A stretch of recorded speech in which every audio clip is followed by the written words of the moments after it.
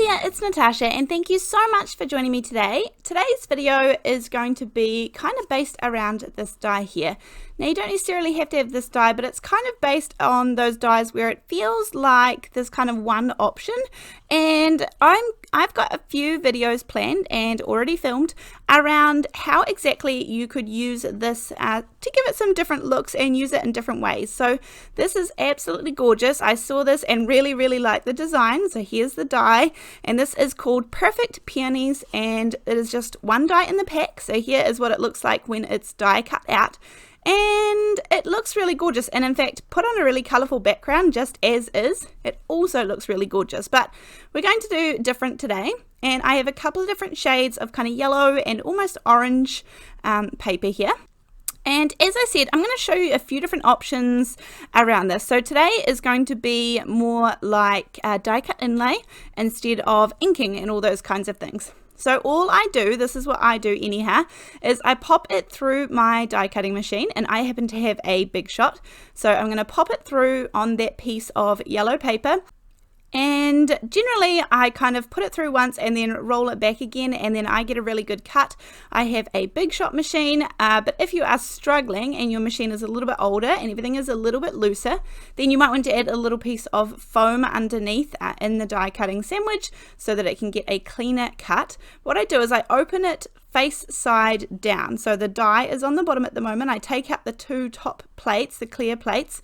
Then I take some, this is 4-inch wide mint tape, so basically just a low tack tape, and then I'm going to take off that very outside part, but just whilst everything is still sitting inside the die, I put that low tack tape on the back, and then I am able to kind of turn it over, and this is when I'm going to pick everything out of the die. Now this is just a really handy way to do it for when you are doing the die cut inlay technique, so that everything stays in its place, and when you come to kind of putting the pieces back together, they are really easy. There's no guessing as to which spaces they go in. It's just really obvious. So this is a good trick if you're going to do that. And then I just use my little tool that it has a sharp end on one end, and I'm just going to poke through some of the holes to make sure everything is going to stay seated in its place. So there you can see I did that with both the yellow and the orange. And then I also have the one that I die cut out at the very beginning.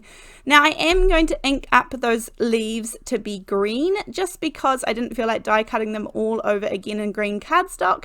I already had this white one out die cut to show you, so I figured I may as well use it at this point. I'm going to use some old paper and mowed lawn. I use Distress Oxides. They are a big go-to colouring medium for me, but of course you can use absolutely any inks, any pens, any watercolours, anything that you are comfortable using. So I just like using finger daubers for something that is such a small area, and I'm going to go in first with some of the old paper. So I'm just kind of going over completely, no blending or anything, just popping the ink right on, and then I'm able to add some more of the oxides over top to give it just a little bit of dimension and not quite so flat. I'm not bothering about trying to get, perfect shading or anything like that. Honestly, it won't matter at the end. Now in this kind of series by Crafter's Companion, there are lots of other designs as well. There's a really gorgeous roses one that I love, but there's also butterflies and birds, and there's lots of them. But honestly, any companies have these. They're just really nice big large die cuts, and they lend themselves really well to a few different options. So yeah, I just thought I would show you a few of them. So I am going to add, I think actually this finger dauber has a tiny bit of rustic wilderness on it, and I just put a really tiny little bit on the edges once I've popped that mowed lawn on as well. And again, just going for a little bit of difference in colour.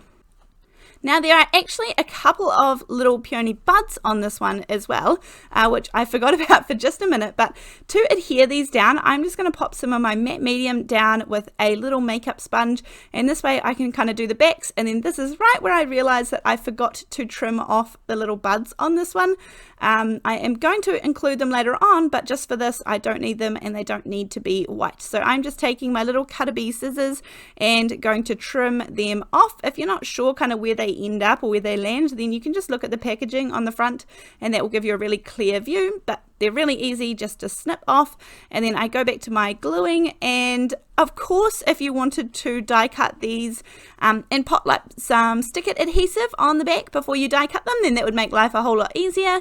But for such a large die, that becomes expensive, especially if you are going to adhere a few. So I just choose to do the old glue with a makeup sponge, which works perfectly well for me, and then popping it down on that lighter yellow piece of paper. So I actually kind of have 3 different colors here. The 2 yellows are very similar, but even in the finished product, you'll notice that they are slightly different. Now, just to peel this all off, this low-tack tape is the perfect amount of tack. I purchased a lot of low-tack tapes, and I really like this one the best. So it's the mint tape from scrapbook.com, and it comes in the 1-inch rolls, which is what I use most, but these 4-inch rolls are fantastic as well. So I just have one of the 4-inch rolls, and it's going to last me a really long time, but it is the perfect amount of tack. Now I've taken off the orange outline, and I am just going to cut off all of the leaves because I don't need those.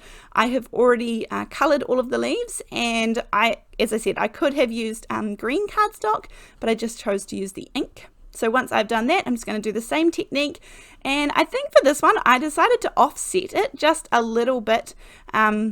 When I popped the orange on top of the white, I kind of liked a little bit of the white peeking through, so I offset them just ever so slightly. You certainly don't have to do that. You could have just popped it straight on top as well, and this is just a really fast way of adding the next layer. Of course, you could also just ink up the white parts in orange. You could do that too. Either way is going to work perfectly fine. As always in card making, there is always more than one way to do things. In fact, most crafting, there's always another way to do it. So if you do it differently, then that's great too. I'm just showing you the couple of ways that I do it in this video. And then, so I have it offset just a tiny little bit. You can't really see it unless you're kind of looking at it in person. And then all I do is go through with the different colored yellow, and again, you could have used stick-it adhesive sheets or some kind of double-sided adhesive sheets here, but honestly, I find it just as easy with the little nozzle on my glue bottle that I can just put a little bit of glue in all the gaps, and then I'm going to pop in. It's just like puzzle pieces, popping them into place, and they just slot right in, and they are well secured using a really nice strong glue. I decided to kind of just do all of the outside petals rather than the inside little bits and pieces. I quite like the lighter yellow showing through from behind for those inner little pieces. But again, if you really wanted to, you could definitely do them. It just makes life a little bit easier leaving them as well. And once I've kind of done the flowers, you can see that the 2 yellows are a little bit different. I really wanted to keep this sort of same kind of color family, so I didn't want to go too outrageous. But my next idea for this was doing like blue peonies, and even though I'm mediumly sure that they don't exist in blue, we can do what we like, can't we, as long as we are having fun. So there are my kind of 2 finished die cut inlay flowers ready to go, and now we need to work on the background and things. So as a nice contrast to the yellows and oranges that I've used, I have a piece of satin blue cardstock here. Now I will link these down below. These are from Alina Crafts, and I'm just going to cut out a little rectangle that is going to go behind it and just create a little border. Now, I think probably in my personal opinion that when you do a background like this or a die like this, it kind of becomes the main feature of the card that you are creating, or the card that I'm creating. So I'm going to keep it fairly minimal from here on out. I am going to do a really nice sentiment, and of course it's going to block just a little bit of the image, but I guess the background is kind of the gorgeous part of the card. So that's what I'm focusing on. I have got Simon Hurley's Flower Picking Friends here, and this is just a really gorgeous stamp set. I absolutely love the lily in this stamp set, and if you've watched my channel, I know you've seen it lots of times before, but the sentiments in here are really good too. I must admit, not often are the sentiments as good as the images in a stamp set. I find I either kind of lean towards only using the images or only using the sentiments. However, I must admit these ones are pretty good. There is a really wide range and lots that you can kind of piece together. So this one says, just for you on your birthday, which I have stamped out in some VersaFine Onyx black ink. It gives me a really crisp, clean, clear image, and then I am going to trim this down just so it is a little rectangle. Using my trimmer, sometimes I use my long bladed scissors, but for this one, which is a little bit bigger, I'm going to use my trimmer. And then from here, I just decided, as I said, I'm keeping it really, really simple, but It hurts my soul just a little bit to have all of that gorgeous satin cardstock kind of wasted and hidden behind the image. So this is definitely optional, but I prefer to cut out the inside rectangle just so that I can save that cardstock for something else, and nobody's going to know except anyone who watches this video that they are missing part of the cardstock from behind it. It's just to create a really nice border. Now, time to almost put everything together, and I have the Dress My Crafts banner punch. This is the only punch that I own, and all I do is kind of turn it upside down so I can see exactly where I am going, and then all I do is just kind of line it up and make sure it's even on both sides, and then give it a punch, and I have a gorgeous banner. You can absolutely do this with scissors, and only really when I'm doing bigger banners do I use the punch. Otherwise I will just use my scissors if it's just a really tiny piece, but anything that's a little bit wider I just use the punch. And then I'm going to pop this down on a piece of that satin blue cardstock as well, and then that way everything's kind of going to coordinate and match. And so I will use my long bladed scissors to kind of just guide along the edge here, and then same thing when I'm trying to get that exact same banner. It makes it really nice and easy to kind of line up. I just cut off the edge a little bit more so it fits in there, and then I'm going to punch it off, and it will match up perfectly with the first punch that I did. Rather than my scissors, I find that I tend to get a little bit wobbly when it's a wider strip that I am punching. So there is my little sentiment, very plain and simple, and it is kind of bold enough that it's going to stand out from this gorgeous background that we have created.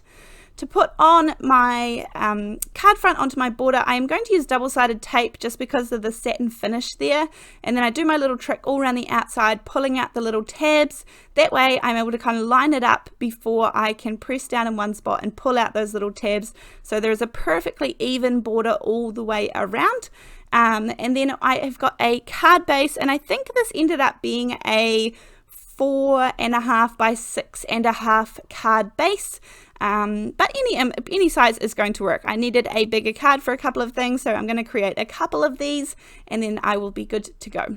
Add a little bit of liquid glue. This card has very little dimension, and yet I think there is a whole lot going on. It is very, very simple, but I love the final look of this one, so I hope that you have enjoyed this, and as I said, I have more videos coming as well. So thank you so much for joining me today.